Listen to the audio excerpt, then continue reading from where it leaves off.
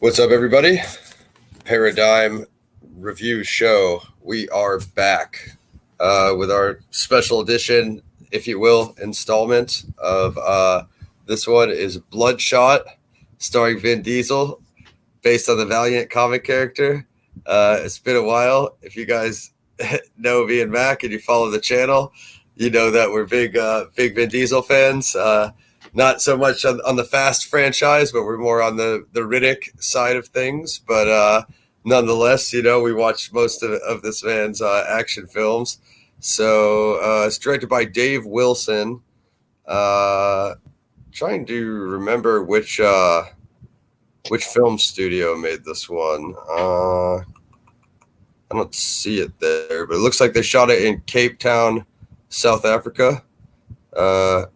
Pretty cool backdrop, some fairly decent cinematography. I think we'll start with the good, since Mac and I will more than likely be getting into the bad.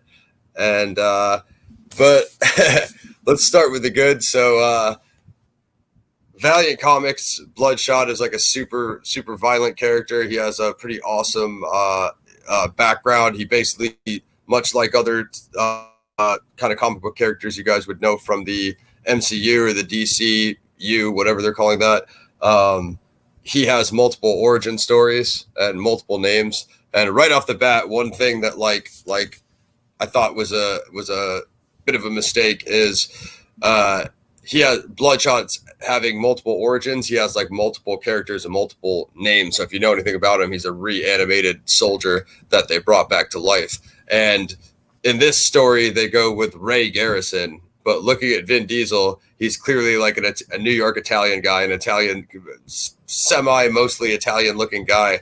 Bloodshot actually has another name that is an Italian name. I think the last name is Montevelli or something like that.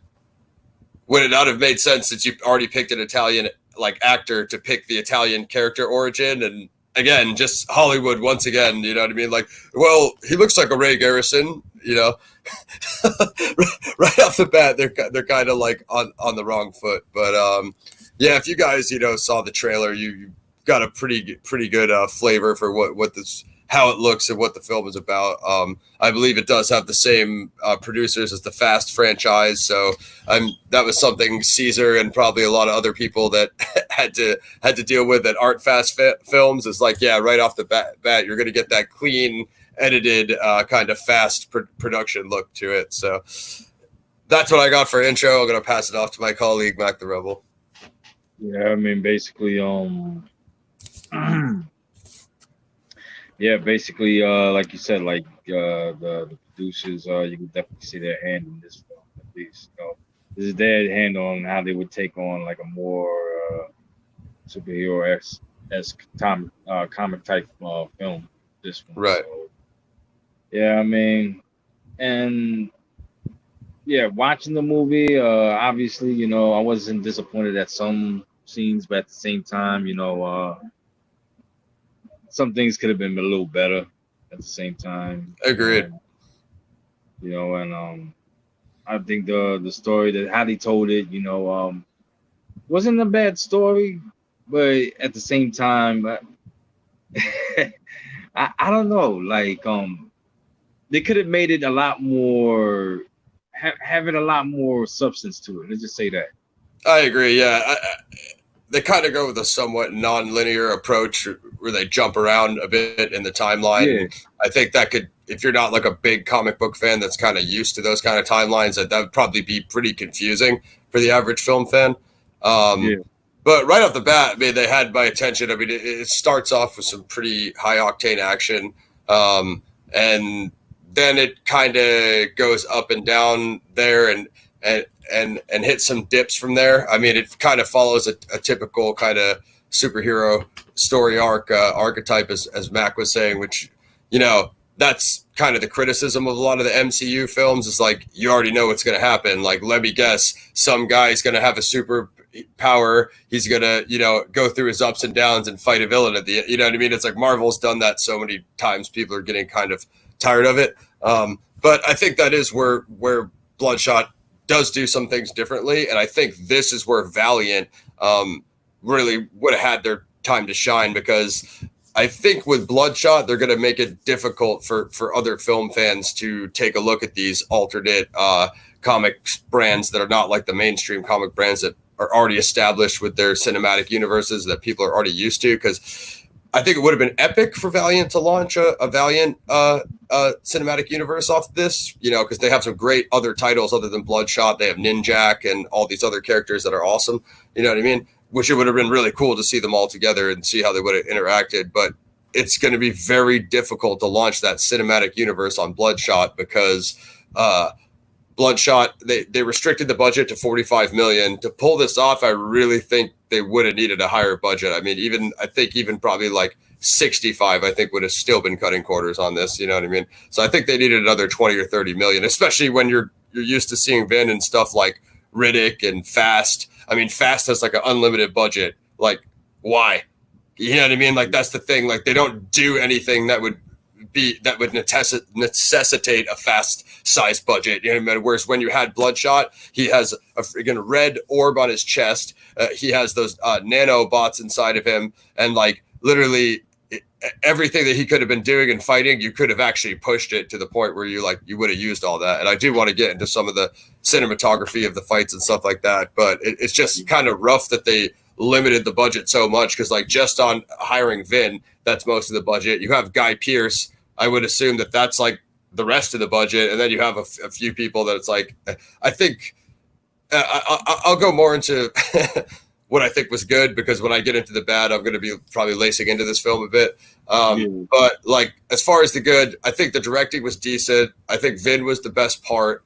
And the CGI was fairly decent. I think it could have been better. It could have been a little bit cleaner with a little bit higher of a budget, but the fights were pretty good. You know, there is that one.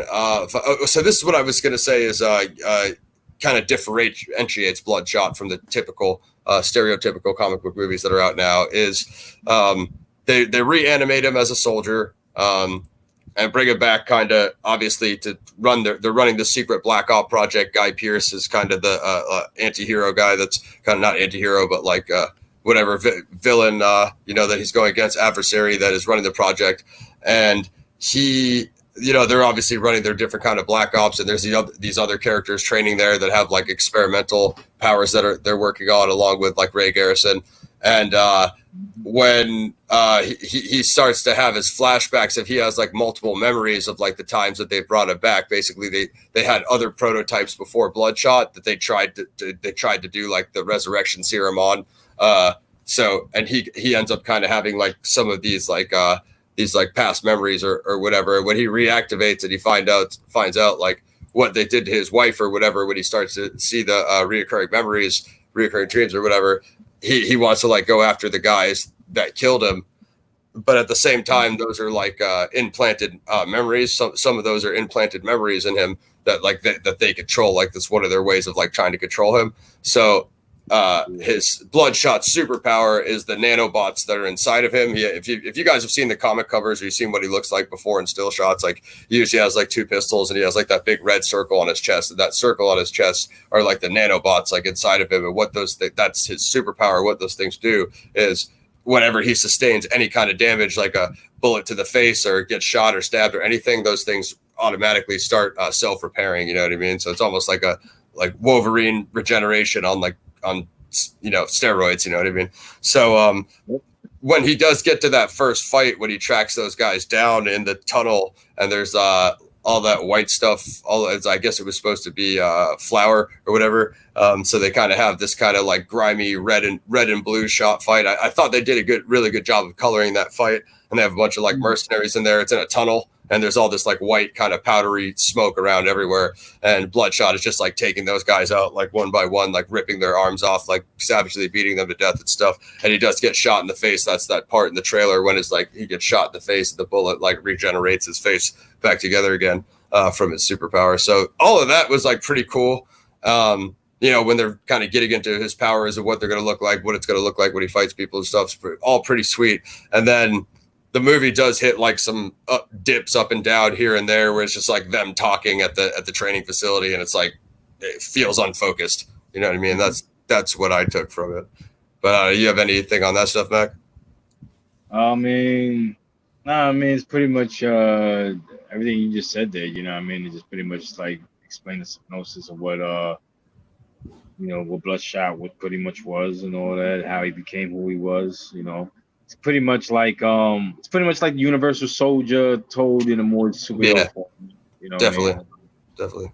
He's definitely gets regenerated. He has like also like kind of like in some ways, I could see like some elements of Spawn in there also with the power regeneration and such. You know what I mean? Yeah, Like yeah, the responsibility of having that sort of power and and the damage and at the same time the power of its regeneration and how can like restore certain memories and to whether you you're all. gonna use it for good and evil, because that's like a similar Spawn theme. Basically, what those guys want, since they regenerated him, is they want him to like be their mercenary that's gonna go out and kill people when they tell him to, and then Bloodshot kind of goes rogue in a similar way that's the Spawn goes rogue from hell. You know what I Yeah, mean? So pretty much. Yeah, pretty much that's because he similar as well. because of remembering about the murder of his loved ones and all. Pretty much. I'll have to say this though. Also, I mean, this is just for those who haven't watched it or whatever. But there is like, there definitely is a twist to it though. I mean, Yeah, it was pretty interesting and all that. Shows like, the as VX says the villain and who truly is the villain and who truly and how pretty much everything became what it became. for sure. Yeah, you know what I'm saying. And Bloodshot, I just say like the action scenes are pretty much pretty good. I'll name one key action scene that's actually pretty good. The fight with the cyborg soldiers and all that. I don't know if you Yeah, saw. I was gonna get into that like a little bit later. So like Yeah.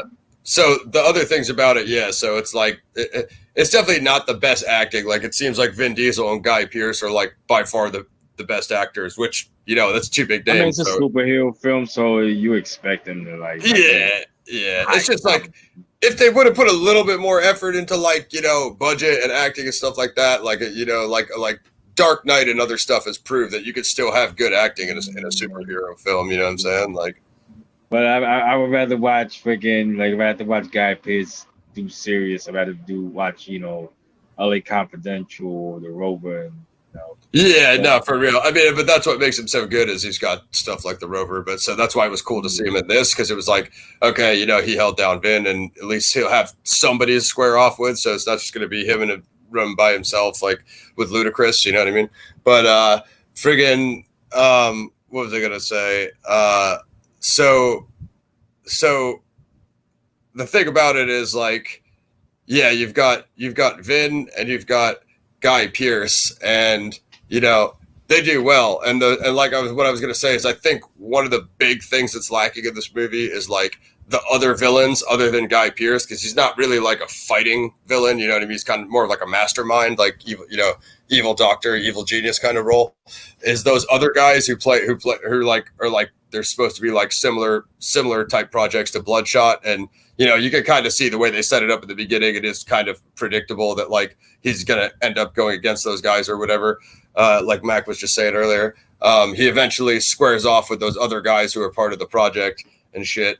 And yeah, I felt those characters very shallow. It's basically what I'm trying to say. Is like Bloodshot's like a good hero, and he's going against like Guy Pearce, who does a good job of his role. But then those other guys, all the other characters are kind of like fluff. They're kind of filler, and they don't really have much depth to them. You know what I mean? And I think if they were to do a sequel, for one, I would definitely up the budget. Two, it should definitely be like rated R, because as everyone learned from the new DC movies like Joker and some of that other stuff, you know what I mean? Like I think R would have did Bloodshot wonders for this. And also like people already look at those off-brand comics that aren't Marvel or DC as, something on its own and more darker anyway. So like we don't want to see Valiant or Image or Dark Horse as anything really but R, you know what I mean? So I think they definitely should have made it R, and they definitely would need to get him some, maybe either add, if maybe either add some other like Valiant comics characters, and maybe one of them, some villains from there, one of them could be his villain, or if they have like some better villains from the Bloodshot storyline, which I'm pretty sure they do, because Bloodshot has like 4 or 5 series. I mean, he's been a pretty popular character for a long time. So yeah, man. I mean, I get what you were saying though about the about the character, the characters that you felt was like a bit filler or whatever, but I thought they were necessary based off the fact that they had to show like his type of experimentation and what he does. yeah, yeah, I mean, not to mention like that he okay, obviously Bloodshot is like the regeneration soldier, you know what I mean? But then he has one which lost his vision, which he has to use certain senses or whatever on his shoulders to yeah. He's like out of his chest. yeah, you know what I mean, just to see out of his chest. And I believe there was one where I think he couldn't use his arms, so he had like cybernetic arms. Yeah, he has like power armor. So basically, yeah. So as Mac was saying, basically, obviously, what happens is, one thing I was going to explain too is when Bloodshot does go rogue and he wants to go hunt down the guys that he thinks like wronged him and his family and stuff like that. There's this whole matrixy concept about how Bloodshot is connected to this, computer, basically network computer system, and that's what they like control him from. And then eventually, when he does go rogue, he finds a way to control the nanobots himself. So when they're trying to like radio into him, he's just like not taking their signal, and like just doing some funny stuff like that when he goes rogue, which is pretty cool. I mean, that was one part I didn't know about when I did some more research on his origin. It turns out like a lot of his stuff does have those kind of like matrixy kind of concepts in there. But anyway, as Mac was saying, yeah, they're one of the best parts probably is when it turns up at the end. All those other soldiers who were training with Bloodshot at the facility, they send those 2 guys in to go take him in or whatever, and they have this huge fight in this office building or abandoned building or whatever, and they have a big showdown where they fight down like the elevator shafts and stuff like that. Yeah. As Mac was just saying, that's probably the best fight. It is pretty sick. But again, like I was saying about those guys kind of being like, is like Bloodshot fights like 2 of those guys at the same time by himself. So like right off the bat, that's saying Bloodshot's way stronger, because if he could just take on them both, you know what I mean? It's like, it's kind of already showing you that like one-on-one, he would probably rip those guys. but it also shows like maybe he should go ahead and make a sequel to this, just because now it shows what Bloodshot is capable of. Now right. We can see him fight like maybe numerous enemies in this one. It's true. It's true. So, or go further rogue. Yeah, go even further rogue and all that, and just take out the whole freaking corporation. That'd be sick. Yeah, yeah, that'd be sick. No, they should do that. I mean, like I said, if there's just certain things I'd want to see in the sequel, it's like an R rating, double the budget, or at least a bit higher budget, half more of the budget, or at least possibly double if they could get it, and then please make R-rated freaking superhero movies, man. They actually fucking sell, man. Sorry. As you know from friggin' Deadpool 1, Deadpool 2, Joker, like seems like they do good. And I think that's really the lane that Valiant and Image and any of that stuff, like we don't want to see Spawn again unless it's R, you know what I'm saying? If there's more Valiant, so like I said, they could, like Mac was just saying, they could bring over some more Valiant characters and cross them over and introduce them in Bloodshot's universe. And maybe if people like them, they can have, solo films and stuff like that, Not that everyone needs to copy the MCU and the DCU kind of cinematic universes, but if there's like a freaking Valiant version of that and a bunch of hardcore R-rated stuff, I think it would catch on, And yeah, pretty much, man. I mean, I would say so. I mean, there are a lot of even like comic book movies being like put out there, even on Netflix also. You know what I mean? Like there's one called Polar, which I didn't think was that bad. But it was a Dark Horse Comics right. What we call comic and all that, and made it to a movie. It was okay. I liked some of the action scenes in that, but at the same time, could have had a different actor, could have had more spirit to it. You know what I mean? It just felt like was dead in between scenes or whatever. That's probably my only criticism about that one. But Right, and I have a similar criticism of Bloodshot. There were certain times where it slowed down like a lot, and it felt like an unnecessary slowdown. You know what I mean? But to me, but you guys could be the judge. Yeah. I mean, like it's like I said though, like with its story and all that, you can definitely carry something like that to the sequel and make him like Bloodshot even more capable of fighting more enemies and crazier. Maybe something a little more, crazier than Guy Pearce, or whatever. I mean, let's see, if they go to that route. Yeah, exactly. That's what I was thinking. Yeah, like Vin wants to make the new freaking Fast Furious 9, 10, and 11 and 12. I mean, yeah, which they clearly are doing. Yeah, I mean, like Max said, like Dark Horse, that's another one. We don't want to see Image, Valiant, and Dark Horse unless it's rated R. Also, those games that you told me about, Mac, The Darkness. It looks like those are Top Crow comics. Those are sick too. Like maybe bring that guy back and do a film for him or a Netflix series or something. They can, especially I like if you that concept. mention like that crime saga, crime mafia, type story. Also like that nightmare, nocturnal powers of, yep, evil spirits. Yeah, you know what I mean? Like it could, even like makes him more character even more interesting and all that. Seeing like, most of the mafioso more like towards the Catholic, church side of things, and then all that meshed around that shit. I don't know. It's craziness, man. It would be like a supernatural Sopranos, but very, anyway. Very yeah, back to Bloodshot. Oh, another thing too. Shout out to Mr. H. Check out his channel, Mr. H Reviews. That guy's got the top breaking news of every topic ever. He did his review over there, and he was saying like he didn't feel like the music really matched the film. I didn't necessarily agree with that. I thought the score was like one of the better parts of it. I mean, it seemed like cinematography, the editing and the score were all things that went pretty well. It's just things that could have been better. Acting, the story, a few other things. But like I said, Vin was pretty good. Guy was pretty good. I feel like if he just, as Max said earlier, had one or two or maybe even two or three other more interesting villains that could be, put him to the test, like how we see Riddick get tested, I think it could be fresh. I mean, I'll say this about the soundtrack though, man. It did at some points. It did sound like there was some tracks that might have belonged on the freaking Transformers soundtrack. Yeah, and but at the same time, though, what I mean, when the action was riveting and all that, I think that music was definitely like settling.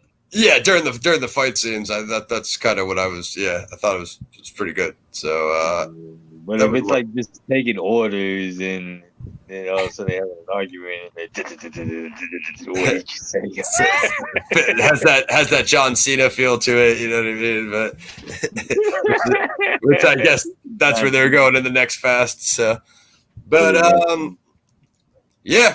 That's pretty much all I got on Bloodshot, guys. You guys should still check it out. Like I said, it's not all bad. It's not one of the best Vins. I think Mac and I were hoping for a little bit more. I think with the R rating and a little bit higher budget, it could have been a little cleaner. Maybe tighten up the story a bit. He is an awesome character. I think he could have more development. I think with a R-rated sequel, we would definitely watch Bloodshot again. If they do another one at the same rating, I might check it out. I'd be hoping for a better a little bit better, story than what we got here. And also, this movie got totally screwed because right when they dropped it, COVID-19 happened, and like I was trying to make it to the movie theater to see it. Mac probably was as well, and we could not get to a theater at all. Theaters got totally shut down.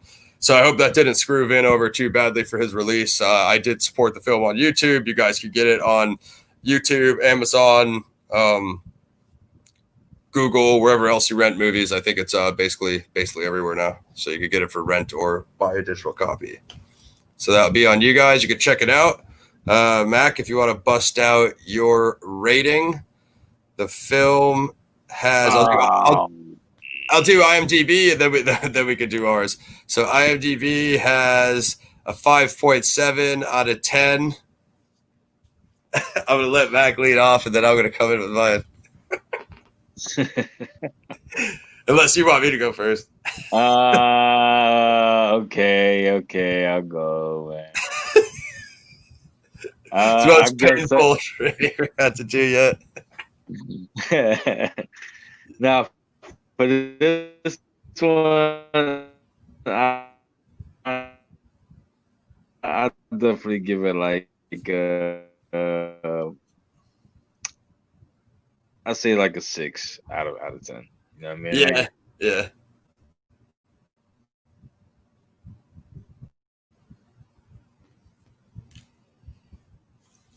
Still there with us, Mac? I think you had a little. Mac had a little spike there. Mac's giving it a 6 out of 10. I am. I'm about in the same lane.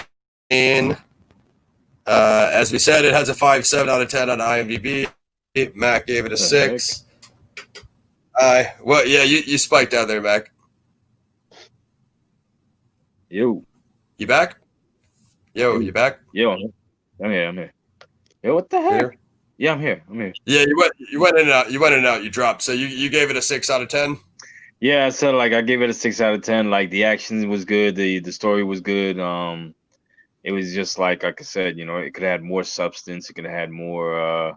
With Vin Diesel and Guy Pearce, you would expect a lot more. You know what I mean? Yeah, I agree. Yeah, it's not either their best, but together they both are good in it. The other characters, like I said, not quite as notable as Vin and Guy, but you know they paid the big bucks for Vin and Guy, so it is what it is. I'm about in the same zone as Mac. It looks like I gave it a 5 out of 10. I'm anywhere between a 5.5 to a 6.5 on this one, just because, like we say, good action, decent character. Vin was good.